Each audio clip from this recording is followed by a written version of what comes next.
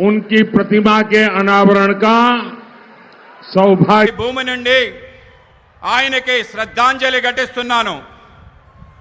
साथियों, मैं सबसे पहले आपकी क्षमा मांगता हूं क्योंकि मुझे 6:15 बजे टेक ऑफ करना है, तो चंद्रबाबू जी मेरे जाने के बाद बोलेंगे और हम सब उनको सुने बिना जाएंगे नहीं। అందరూ కూడా ముందుగా నన్ను క్షమించాలి। నేను 5:45కి ఇక్కడి నుంచి వెళ్ళిపోవాలి। నేను వెళ్ళిపోయిన తర్వాత మీ అందరూ కూడా ఇక్కడే ఉండాలి। మన ప్రియతమ నేత చంద్రబాబు నాయుడు గారి యొక్క మాటలు మీరందరూ వినాలని మీ అందరికీ విజ్ఞప్తి చేస్తున్నాను। साथियों, अनकापल्ली में बेल्लम और तेलुगु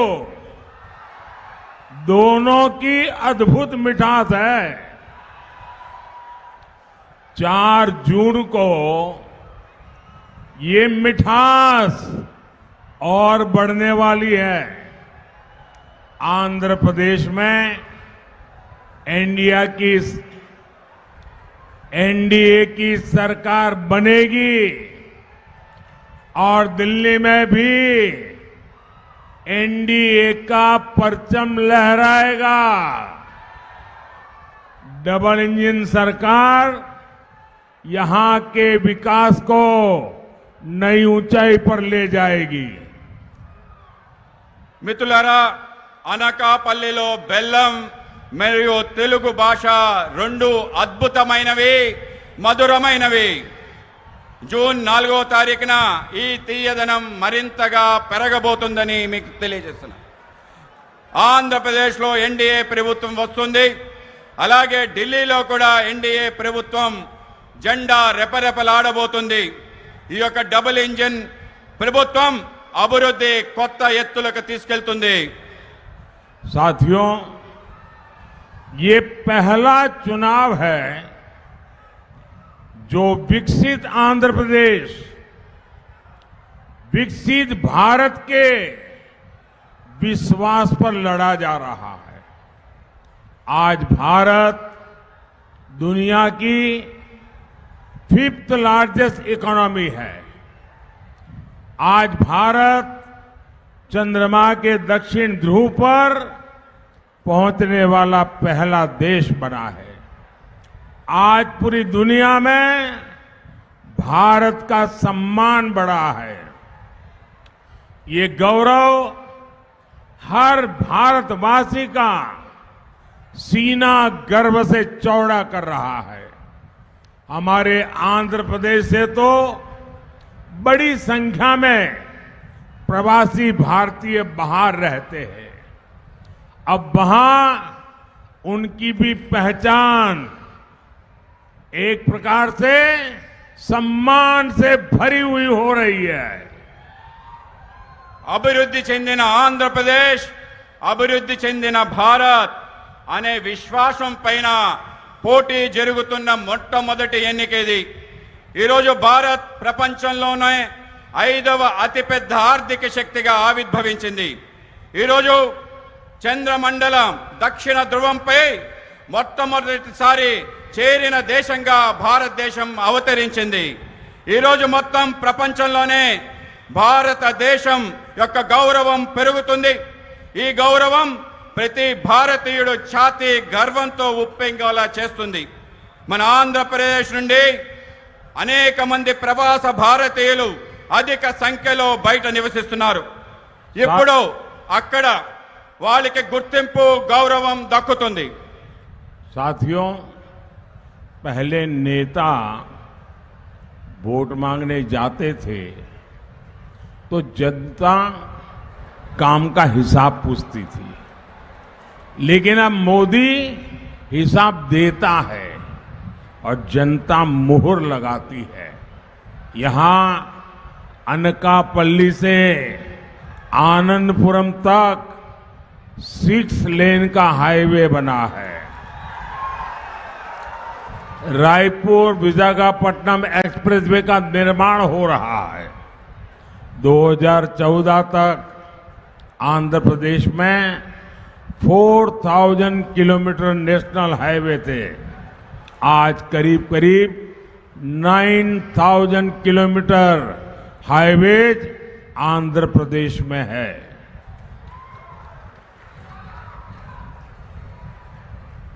మిత్రులారా, ఇంతకు ముందు నాయకులు ఓట్లు అడిగితే ప్రజలు వాళ్ళని చేసిన పనుల యొక్క చిట్టా అడిగేవారు. కానీ ఇప్పుడు మోడీ తన పనుల చిట్టాని ప్రజలకు ఇస్తున్నారు. ప్రజలందరూ కూడా దాన్ని ఆమోదిస్తున్నారు. ఇక్కడ అనకాపల్లి నుండి అనంతపురం వరకు 6 రోడ్ల జాతీయ రహదారి నిర్మించాం. రాయపూర్ నుండి విశాఖపట్నం వరకు ఎక్స్ప్రెస్ హైవేని నిర్మాణంలో ఉంది. అలాగే కలకత్తా నుంచి చెన్నై ఎక్స్ప్రెస్ హైవే ఈ యొక్క ప్రాంతం నుంచి వెళ్తుంది.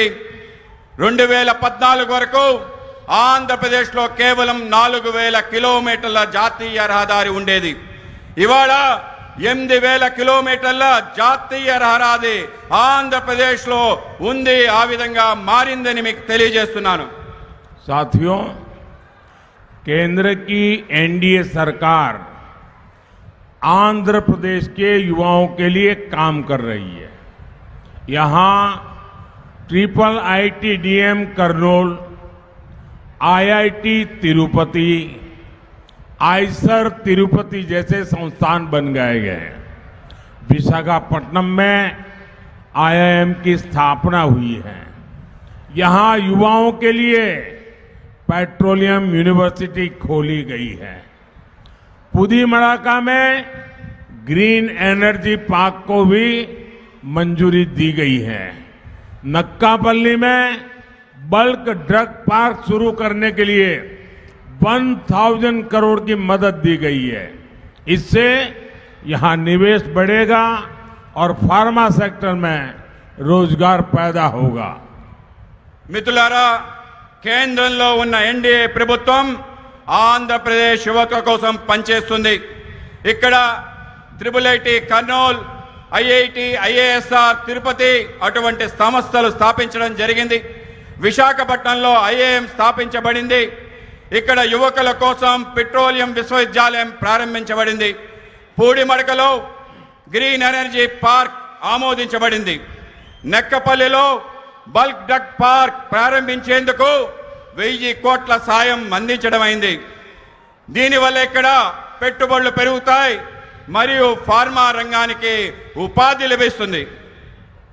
साथियों, अगर केंद्र सरकार आंध्र प्रदेश में इतना काम कर सकती है तो YSR कांग्रेस, उनकी सरकार क्यों नहीं कर सकती?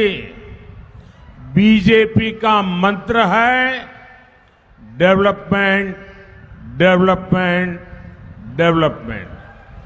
YSR कांग्रेस का मंत्र है करप्शन, करप्शन, करप्शन। ये विकास के हर कार्य में ब्रेक लगा रहे हैं। हमने विशाखापट्टनम को अलग रेलवे जोन बनाने की मंजूरी दी, लेकिन राज्य सरकार रेलवे मुख्यालय के लिए जमीन नहीं दे रही है। మిత్రులారా, ఆంధ్రప్రదేశ్లో కేంద్ర ప్రభుత్వం అనేక పనులు చేస్తుంది. కానీ వైఎస్ఆర్ కాంగ్రెస్ ప్రభుత్వం ఎందుకు చేయలేకపోతుంది? బీజేపీ మంత్రం అభివృద్ధి, అభివృద్ధి, అభివృద్ధి. వైఎస్ఆర్ కాంగ్రెస్ మంత్రం అవినీతి, అవినీతి, అవినీతి. ఇక్కడ వీళ్ళు అభివృద్ధి పనులకి అనేక రకాల ఆటంకాలు కల్పిస్తున్నారు. మేము విశాఖపట్నం కోసం ప్రత్యేక రైల్వే జోన్ ఆమోదించడం జరిగింది. కానీ రాష్ట్ర ప్రభుత్వం రైల్వే ముఖ్య కార్యాలయం కోసం భూమి ఇవ్వటం లేదు. साथियों, हमने आंध्र प्रदेश के गरीबों के लिए 24 लाख PM आवास स्वीकृत किए हैं, लेकिन YSR कांग्रेस, ये सरकार इसके आधे घर भी गरीबों के लिए नहीं बना पाई। मोदी गरीब की पीड़ा दूर कर रहा है। इन्हें उसमें भी पीड़ा है। इनका एक ही एजेंडा है, जहां करप्शन नहीं वहां काम नहीं। ఆంధ్రప్రదేశ్లో పేదల కొరకు 21 లక్షలు ప్రధానమంత్రి ఆవాస గృహాలు మంజూరు చేశాం. కానీ వైఎస్ఆర్ కాంగ్రెస్ ప్రభుత్వం దాంట్లో సగం కూడా పేదలకి ఇల్లు ఇవ్వలేదని మీకు తెలియజేస్తున్నాను. మోడీ పేదల బాధలు తీరుస్తున్నాడు, కానీ వాళ్లకు బాధలు తొలగిస్తున్న బాధ కలుగుతుంది. వాళ్ళది ఒకటే ఎజెండా. ఇక్కడ అవినీతి ఎక్కడ ఉంటుందో అక్కడ పని ఉండదు. साथियों, उत्तर आंध्रा सुजला सरवंती इरिगेशन प्रोजेक्ट यहां की राज्य के वर्क कल्चर का बहुत बड़ा उदाहरण है। ये प्रोजेक्ट जगन रेड्डी के पिता वाईएसआर ने शुरू किया था। अपने पिता की पॉलिटिकल विरासत तो इन्होंने ले ली, लेकिन उनके शुरू किए हर प्रोजेक्ट भी ये पूरे नहीं कर पाए। इसी तरह पोलावरम प्रोजेक्ट को भी इन्होंने ठप कर रखा है। हमारी केंद्र सरकार ने पोलावरम प्रोजेक्ट के लिए 15,000 करोड़ रुपए जारी किए हैं, लेकिन वाईएसआर कांग्रेस को किसानों की कोई चिंता नहीं है। మిత్రులారా, ఉత్తరాంధ్ర సుజల స్రవంతి జలవనరుల ప్రాజెక్ట్ ఇక్కడ ప్రభుత్వ పనితీరుకి ఒక అతిపెద్ద ఉదాహరణ. ఈ ప్రాజెక్ట్ జగన్ రెడ్డి తండ్రి వైఎస్ రాజశేఖర రెడ్డి గారు ప్రారంభించారు. ఆయన వారి తండ్రి రాజకీయ వారసత్వాన్ని తీసుకున్నారు, కానీ ఆయన ప్రారంభించిన ప్రాజెక్టులు కూడా పూర్తి చేయలేకపోయారు. అదేవిధంగా పోలవరం ప్రాజెక్ట్ కూడా అడ్డుకుంటున్నారు. మా కేంద్ర ప్రభుత్వం పోలవరం ప్రాజెక్ట్ కోసం 15,000 కోట్ల రూపాయలు మంజూరు చేయడం జరిగింది. కానీ వైఎస్ఆర్ ప్రభుత్వానికి రైతుల గురించి పట్టింపే లేదు. साथियों, अनकापल्ली और आंध्र प्रदेश गन्ना किसानों का इतना बड़ा केंद्र रहा है, लेकिन प्रदेश सरकार की नीतियों के कारण किसान परेशान है। किसान गन्ना उगाना छोड़ रहे हैं। इस इलाके में अधिकांश चीनी मिलें बंद हो गई है। మిత్రులారా, అనకాపల్లి మరియు ఆంధ్రప్రదేశ్ చేరుకు రైతులకి చాలా పెద్ద కేంద్రంగా ఉంది. కానీ రాష్ట్ర ప్రభుత్వ విధానం వల్ల రైతులు ఆందోళన చెందుతున్నారు. రైతులు చెరుకు పంటను పండించడం మానుకుంటున్నారు. ఈ ప్రాంతంలో చాలా చక్కెర పరిశ్రమలు మూతబడ్డాయి. मैं आंध्र प्रदेश के किसानों को आश्वस्त करना चाहता हूं, डबल इंजन की सरकार में यहां गन्ना किसानों के जीवन की मिठास वापस लौटेगी। मोदी का मिशन है हमारे गन्ना किसान ऊर्जादाता भी बनेंगे।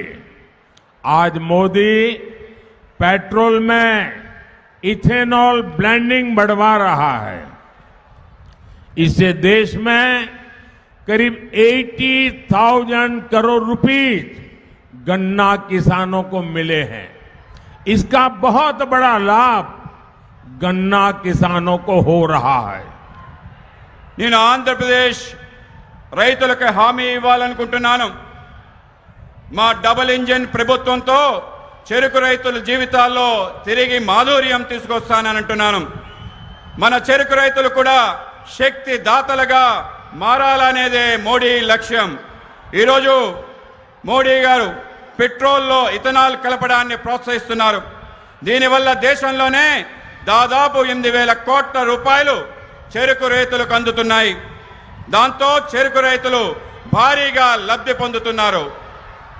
साथियों, एनडीए सरकार ने ही पहली बार हमारे फिशरमैन की भी चिंता की है. हमने फिशरीज सेक्टर के लिए अलग मंत्रालय शुरू किया. हमने फिशरमैन को किसान क्रेडिट कार्ड की सुविधा दी. बीजेपी ने अपने संकल्प पत्र में गारंटी दी है कि फिशरीज सेक्टर से जुड़े भाई बहनों के लिए बीमा कवरेज बढ़ाया जाएगा. हम फिशरीज से जुड़े प्रोडक्शन और प्रोसेसिंग क्लस्टर भी बनाएंगे. हम फिशरमैन की आय बढ़ाने के लिए ऑर्गेनिक सीवीड की खेती को भी बढ़ावा देंगे. మిత్రులారా, ఎన్డీఏ ప్రభుత్వం తొలిసారిగా మత్స్యకారుల కోసం ఆలోచించింది. మేము మత్స్యకార రంగాని కోసం ప్రత్యేకమైన మంత్రిత్వ శాఖని ప్రారంభించాం. మేము మత్స్యకారులకు కిసాన్ క్రెడిట్ కార్డ్ సౌకర్యాన్ని కల్పించాం. మత్స్యకార రంగంలో అనుబంధం ఉన్న మత్స్యకార సోదరుమణులకు బీమా పరిధిని పెంచాం. బీజేపీ మేనిఫెస్టోలో మోడీ గ్యారంటీలో హామీ ఇచ్చాం. మేము మత్స్యకార రంగానికి అనుబంధం ఉన్న ఉత్పత్తి మరియు ప్రాసెసింగ్ క్లస్టర్ను సృష్టిస్తున్నాం. మేము మత్స్యకారుల ఆదాయం పెంచేందుకు సేంద్రియ సీవీడ్ సాగును కూడా ప్రోత్సహిస్తున్నాం. साथियों, आज आंध्र प्रदेश के लोग कह रहे हैं कांग्रेस गई, वाईएसआर कांग्रेस आई, लेकिन फायदा कुछ नहीं हुआ. कांग्रेस हो या वाईएसआर कांग्रेस, दोनों की एक ही पहचान है. इनकी पहचान है बेलगाम भ्रष्टाचार. इनकी पहचान है माफिया राज. बगल में ही कर्नाटका में कांग्रेस को कुर्सी मिली है. वहां टैंकर माफिया, लैंड माफिया सरकार चला रहे हैं. यहां आंध्र प्रदेश में भी सैंड माफिया, लैंड माफिया और शराब माफिया का राज चल रहा है. आपको इस लूट से आंध्र प्रदेश को मुक्त कराने के लिए एनडीए की सरकार चुननी है. మిత్రులారా, ఈరోజు ఏపీ ప్రజలు అంటున్నారు కాంగ్రెస్ పోయింది, వైఎస్ఆర్ కాంగ్రెస్ వచ్చింది, అయినా ఏమీ ప్రయోజనం లేదని. కాంగ్రెస్ అయినా వైఎస్ఆర్ కాంగ్రెస్ అయినా ఇద్దరికి ఒకటే గుర్తింపు. వాళ్ళ గుర్తింపు హద్దులు లేని అవినీతి. వాళ్ళ గుర్తింపు మాఫియా రాజ్యం. మన పక్క ఉన్న కర్ణాటకలో కాంగ్రెస్ సీటేసి కూర్చుంది. అక్కడ ట్యాంకర్ మాఫియా, భూ మాఫియాతో ప్రభుత్వాన్ని నడుపుతున్నారు. ఇక్కడ ఏపీలో కూడా ఇసుక మాఫియా, భూ మాఫియా, మద్యం మాఫియాతో రాజ్యం నడుపుతున్నారు. ఈ దోపిడీ నుంచి ఆంధ్రప్రదేశ్ని విముక్తి చేసేందుకు మీరు ఎన్డీఏ ప్రభుత్వాన్ని ఎన్నుకోవాలి. साथियों, कांग्रेस और वाईएसआर कांग्रेस दोनों ने तुष्टीकरण की राजनीति से आंध्र प्रदेश की संस्कृति को बहुत नुकसान पहुंचाया है. कांग्रेस ने तो अयोध्या में राम मंदिर का खुला बहिष्कार किया था. आज आंध्र प्रदेश में मंदिरों को नुकसान पहुंचाया जा रहा है. मैं आपको विश्वास दिलाता हूं, एनडीए सरकार आएगी और आंध्र प्रदेश की संस्कृति पर हो रहे हमलों पर भी लगाम लगाएगी. మిత్రులారా, కాంగ్రెస్ మరియు వైఎస్ఆర్ కాంగ్రెస్ రెండు కూడా సంతుష్టీకరణ రాజకీయాల కారణంగా ఆంధ్రప్రదేశ్ సంస్కృతిపై పెద్ద ఎత్తున నష్టం చేకూరుతుంది. కాంగ్రెస్ అయోధ్యలో రామమందిర ఆహ్వానాన్ని బహిరంగంగా తిరస్కరించింది. ఆంధ్రప్రదేశ్లో దేవాలయాలపై దాడులు జరుగుతున్నాయి. మీకు నేను విశ్వాసాన్ని కలిగిస్తున్నాను. ఎన్డీఏ ప్రభుత్వం వస్తుంది. ఆంధ్రప్రదేశ్ సంస్కృతిపై జరుగుతున్న దాడులు పూర్తి స్థాయిలో ఆపుతామని హామీ ఇస్తున్నాను. साथियों, 13 मई को आपका वोट देश और आंध्र प्रदेश का भविष्य तय करेगा. अनकापल्ली से NDA candidate Shri CM Ramesh, Visakhapatnam से श्री मुथुकुमिल्ली भारत जी, अरकू से श्रीमती कोथापल्ली गीता जी और विजयनगरम से श्री कली शेट्टी अप्पल नायडू जी, उनको भारी वोटों से जीता करके दिल्ली भेजिए. इनका जीतना मोदी को मजबूत करेगा और आप जब इनको वोट देंगे वो वोट सीधा सीधा मोदी के खाते में जाएगा. साथ ही मेरा अनुरोध है, विधानसभा चुनाव के लिए भी हमारे जो एनडीए के साथी हैं, जो विधायक के नाते चुनाव लड़ रहे हैं, उनको भी भारी मतों से विजयी बनाइए. మిత్రులారా, మే 13న మీ ఓటు దేశం మరియు ఆంధ్రప్రదేశ్ భవిష్యత్తు నిర్ణయిస్తుంది. అనకాపల్లిలో ఎన్డీఏ అభ్యర్థిగా శ్రీ సీఎం రమేష్ గారు పోటీ చేస్తున్నారు. విశాఖపట్నం ఎన్డీఏ అభ్యర్థిగా శ్రీ భరత్ గారు పోటీ చేస్తున్నారు. అరకు పార్లమెంట్ అభ్యర్థిగా శ్రీమతి కొత్తపల్లి గీత గారు పోటీ చేస్తున్నారు. విజయనగరం అభ్యర్థిగా శ్రీ కలిశెట్టి అప్పలనాయుడు గారు పోటీ చేస్తున్నారు. మీ ఓట్లు భారీ మెజార్టీతో పార్టీని గెలిపిస్తే తిన్నగా ఢిల్లీలో మోడీ గారిని బలపరుస్తుందని తెలియజేస్తున్నాను. మీ అందరి ఓటు నేరుగా నాకు చేరుతుంది. దీంతో పాటు ఈ యొక్క నా అభ్యర్థన, ఈరోజు శాసనసభ ఎన్నికల్లో పోటీ చేస్తున్న ఎన్డీఏ అభ్యర్థులందరినీ కూడా మీరు భారీ మెజార్టీతో గెలిపించాలని మేము అందరినీ కోరుతున్నాను. अच्छा, आप लोग मेरा एक काम करेंगे, आप लोग मेरा एक काम करेंगे. మీరందరూ కూడా నాకు ఒక పని చేస్తారా? మీరందరూ నాకు ఒక పని చేస్తారా? अगर मेरा एक काम करने वाले हैं तो 2 हाथ ऊपर करके बताइए, करेंगे? అందరూ కూడా చేతులు ఎత్తి చెప్పండి, చేస్తాను చేస్తానని చెప్పండి. आप सभी यहां से जब जाएंगे तो ज्यादा से ज्यादा घरों में लोगों को जाकर के मिलिए और मिलकर के कहिए कि अपने मोदी जी आए थे और मोदी ने उनको नमस्कार कहा है. हर घर में जाके मेरा नमस्कार पहुंचाइए. जब मेरा नमस्कार उनको मिलेगा तो वो मुझे आशीर्वाद देंगे और हर परिवार का आशीर्वाद मुझे नई ऊर्जा देता है और उस ऊर्जा से मैं आपकी सेवा में खप जाता हूं. इसलिए घर घर जाकर मेरा सबको नमस्कार पहुंचाइए. మీరు ఇక్కడి నుంచి వెళ్ళిన తర్వాత ప్రతి ఇంటింటికి వెళ్ళండి. ఇవాళ మోడీ గారు చెప్పారు, మోడీ గారు మీ అందరికీ నమస్కారం చెప్పమన్నారు. మీరందరూ కూడా అక్కడికి వెళ్ళి నా నమస్కారాలు చెప్పండి. వాళ్ళు నా నమస్కారం వాళ్ళకి ఇస్తే వాళ్ళు నాకు ఆశీర్వాదం ఇస్తారు. వాళ్ళ ఆశీర్వాదం వల్ల నాకు మరింత శక్తి వస్తుంది.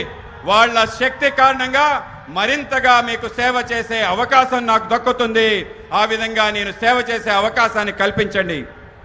मेरी बहुत इच्छा थी कि मैं चंद्रबाबू को सुनूं, लेकिन मुझे कल मेरा वोटिंग है गुजरात में और मुझे आज रात को गांधीनगर पहुंचना है.